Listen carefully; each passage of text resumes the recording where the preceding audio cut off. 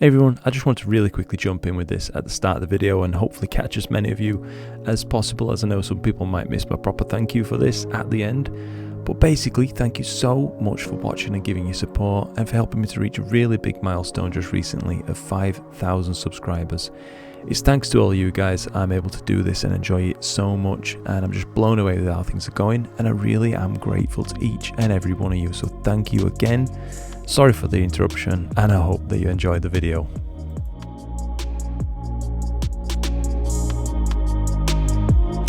Hey there everyone, my name is Luke and welcome to my channel. If you're no stranger to this channel and you've been watching for a little bit of a while, you'll realise that this is not my usual presenting location, sat in the back of a car next to a massive cardboard box. However, there's a good reason for that today. The fact is, last night we saw a telescope pop up for sale, which I just could not ignore, and today we took the decision to just go and buy it, and that's where we are. Now we're just on the way back home. We're taking a little bit of a break at a service station and just having a little breather from the drive, as it's been a decent old journey today. So I guess it's time I told you what it is that I've purchased. If you can't already guess by the size of the box, it's a gigantic Newtonian. It's a SkyWatcher 300 PDS, and I'm really looking forward to getting this thing home, on the mount, rigged up and ready for the next clear night. Well guys, we're a few days on from when me and Chloe went and collected that telescope, and I don't want to count my chickens before they hatch, but it really does look quite promising tonight. I think there's a good chance, if the weather holds, that I could get a few hours underneath my belt with this brand new telescope and get an official first light with it, which I'm extremely excited for. I'm going to go ahead and get everything carried out in just a moment now and double check the collimation and such, because I'm not really sure if it's going to shift with the amount of jostling that this is no doubt going to take to get this thing mounted and ready for an imaging session, but we're soon going to find out. There's really only one way to check, so let's get to it. Alright, so you could probably tell by the end of that clip there I was still quite anxious about this first ever setup outdoors and what challenges it might pose. I'd of course done it once before inside in the kind of first initial setup, getting everything on the mount and balanced, but it's entirely a different thing I guess when you're carrying it outside and there's more obstacles, such as the step there for the back door, the little ramp and things. It might sound like I'm just busy complaining, but they are things that really do increase the difficulty of a carry out of something that's already kind of awkwardly shaped and sized. I did take the chance to weigh the telescope when it was ready for imaging, so in the appearance that you see it right now, it weighs in at 28 kilograms, which by itself doesn't sound too bad, I understand, but it feels like quite a live weight in your arms, almost like it wants to rotate about itself. There's certainly some sort of lever effect going on where it feels like a minor shift in balance and the whole thing could really get out of hand rather fast. Luckily though, the whole thing went quite well on the whole, and I'm happy to say that I think it's only going to get easier with more practice. Whew. Well, that went slightly better than I expected. It overall wasn't too bad. Who knew?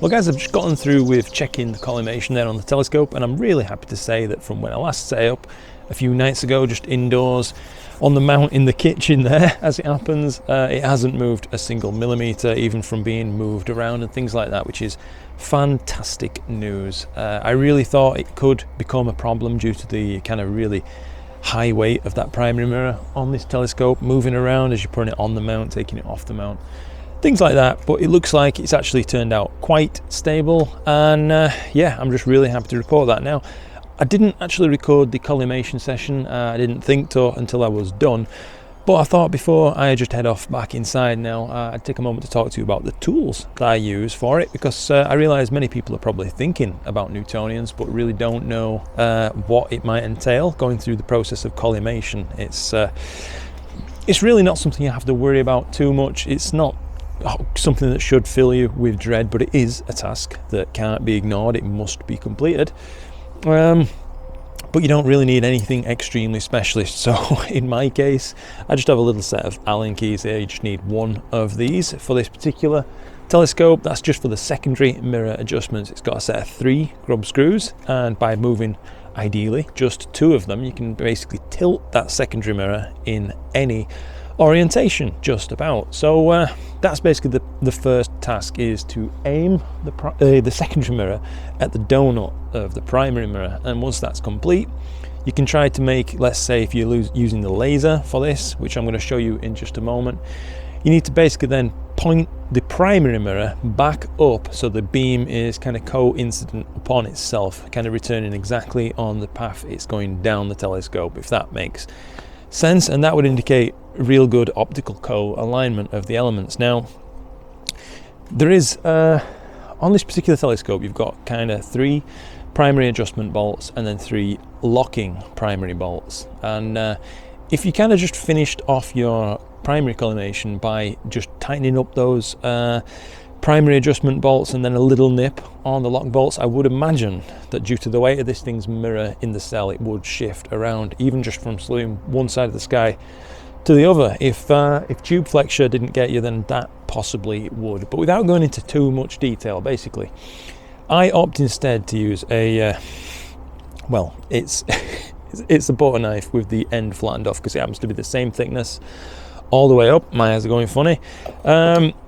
But that's a perfect tool for tightening up that primary. And I like to actually just do a rough collimation with the adjustment bolts and then finish collimation and really crank it down quite tight with the locking bolts instead. That removes those primary springs from the equation completely, and instead the cell of the primary mirror sits suspended on those 3 locking bolts, which is a direct metal to metal connection, and really doesn't leave much room for kind of wiggle, if you will. It really does work fantastically well, I've found. In the past there on my 150 PDS, that would go months and months without needing adjustment.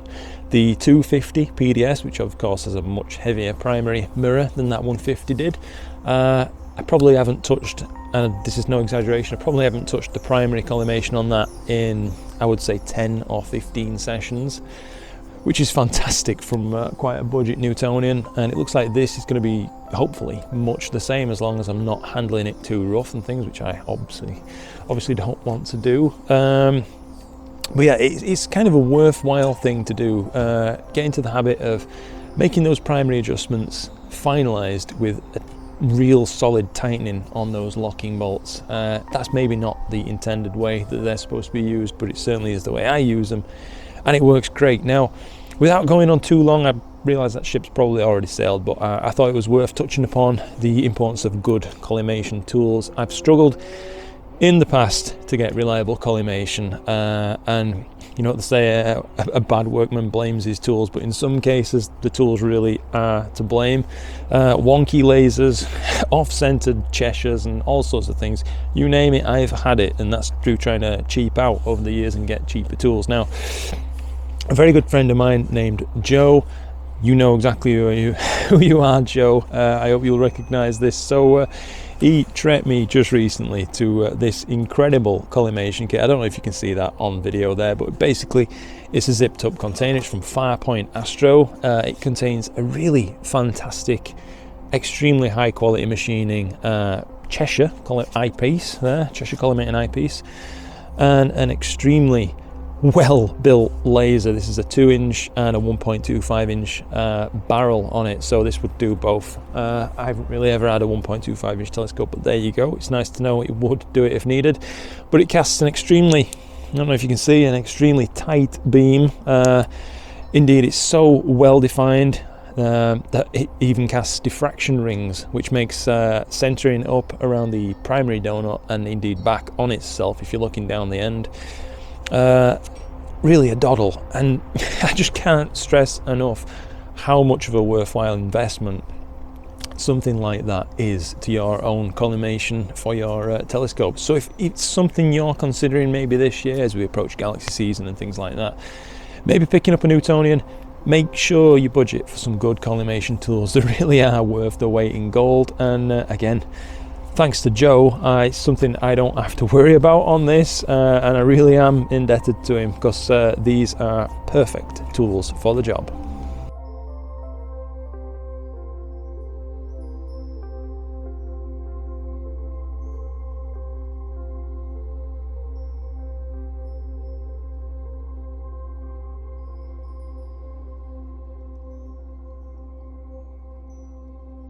Well, I'm really happy to say that the clouds have cleared off and it's finally came clear, and I'm able to make a start and begin capturing first light with this telescope, which I'm extremely excited for. Now, tonight's target was actually picked by Chloe before she set off for work tonight, and she told me I should shoot M97, the Owl Nebula, and who am I to disagree? I think that's a great target choice. It's just up in Ursa Major there, so it's really well placed for most of the night, at least as long as I'm likely to get clear tonight. And it's also a great match in terms of framing and size with this telescope's long focal length of 1500 millimeters, and I'm coupling that with the Player One Neptune C2 camera, which is quite a small sensor, but it should be fantastic tonight, as I'm just hoping to use maybe quite short exposures. I'm currently live stacking 15-second shots on this target. No flats or anything like that, because I actually don't have the telescope set up to take any flats. I probably need quite a large flat panel to be able to take effective flat frames. So until then, I'm probably just gonna have to go without, maybe try and figure out a way to get synthetic flats, but that's a story for another day. But anyway, the key points are I'm up and running and capturing light, and that's just a fantastic feeling. So I'll check back in with you in a little while once I've seen how this live stack is progressing and if these 15-second frames are doing the job.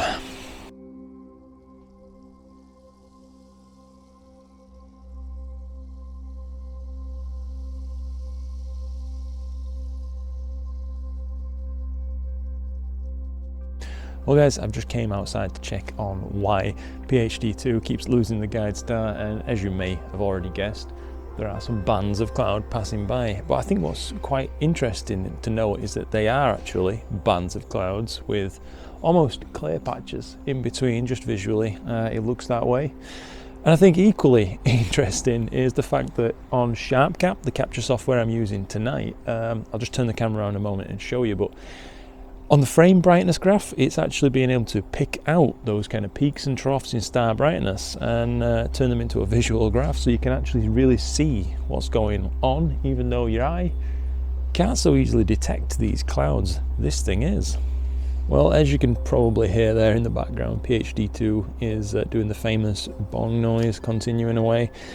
It currently can't guide, but hopefully, as you can see, this is kind of accurately represented by these peaks and troughs in the actual star brightness detected in these frames by this brightness filter. I just thought it was worth pointing out how well this filter seems to work. I've certainly enjoyed being able to use it and kind of use it as a bit of a fail-safe, so I'm not going to be stacking practically useless frames, and it's automatically getting rid of those, and I've actually got it to only save frames that get stacked, so all of these I won't have to filter through later when I do a separate stack of all this data, which is quite a nice feature.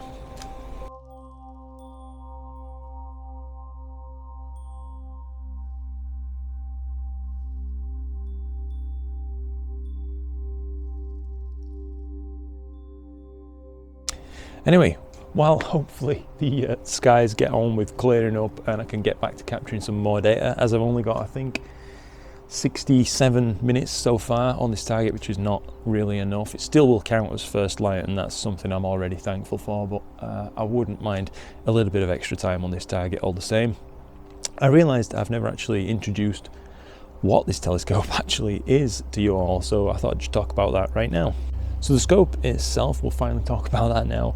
It's a 12-inch Newtonian by SkyWatcher. It's called a 300 PDS, even though the primary mirror's actual size is 305 millimeters. It's got a 1500 millimeter focal length, and those two coupled together, those two figures, 305 by 1500, makes it actually an f4.9 reflector telescope. Now, Of course, all that size does come with a little bit of a drawback in terms of bulk, of course, as you've probably seen, and the amount of weight of this thing. I did weigh it just the other day once I'd actually got it all trimmed up and ready for a session of imaging, and it turns out it's 28 kilogram, or about 62 pound, if you like, which I guess by anybody's reckoning is a fair old chunk for an amateur telescope. But fortunately, I'm a very lucky chap indeed, and I happen to have the EQ8, so it should really be no sweat at all for that thing, even though it is just such a huge lump.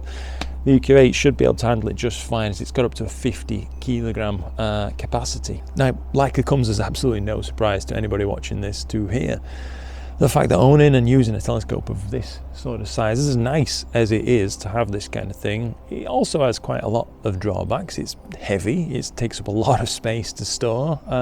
It's not the easiest thing to set up on your own, and especially when you're dead tired and trying to bring everything back inside at 5 o'clock on a morning, the last thing you want to do is be wrestling with a beast of this sort of size. But all the same, I'm more than willing to do it because of the benefits that it's going to bring for me, and those can really be quantified and sort of boiled down to how many targets is this going to open up for me. And I think the answer is a whole bunch, not just targets that are only suitable for these kind of long focal lengths, but maybe more commonly imaged targets, but just subsections of them, kind of zooming in and focusing on just little bits. So maybe a corner of the Cygnus wall, I don't know. I imagine it's going to open up lots more targets and opportunities for me anyway, and I'm certainly looking forward to exploring what the actual reality of owning one of these things is.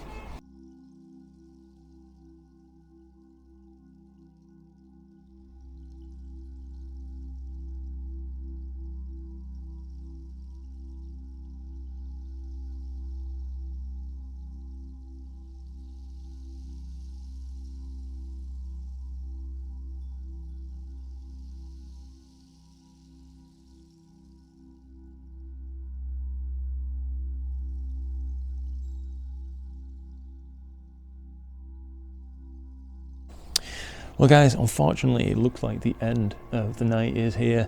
There's thick cloud rolled in and there's not really much chance of it clearing by the look of the weather forecast, so that's probably all she wrote for tonight. There might be the chance in the coming days that I could add a little bit more data to this M97 project, but all the same, if not, I've still had a great deal of fun in this first light session, and I think on the whole, for quite a messy night, it's gone quite well.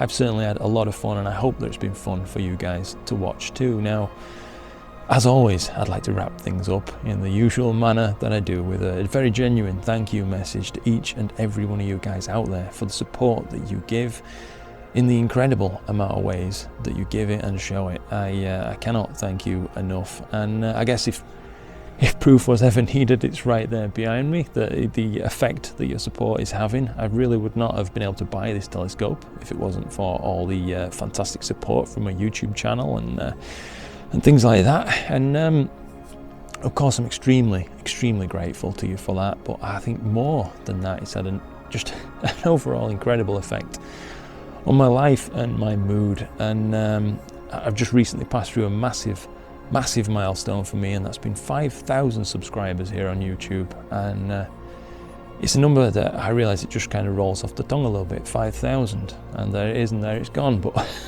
that's 5,000 people who chose to show the support for me, and what can I say other than I'm just humbled, and I hope that I'm worthy of your support, and I just want to keep on going, keep on growing, and see where this whole thing leads, because I'm having a fantastic time, and it really has had just an incredible effect on my life, and I hope very genuinely that comes across, and you can see I'm telling you the truth about that. So well, I think I've probably rambled on too long now, so I should wrap things up properly and just say thank you, and I think that's about everything. So until next time, I hope that you've enjoyed, and clear skies.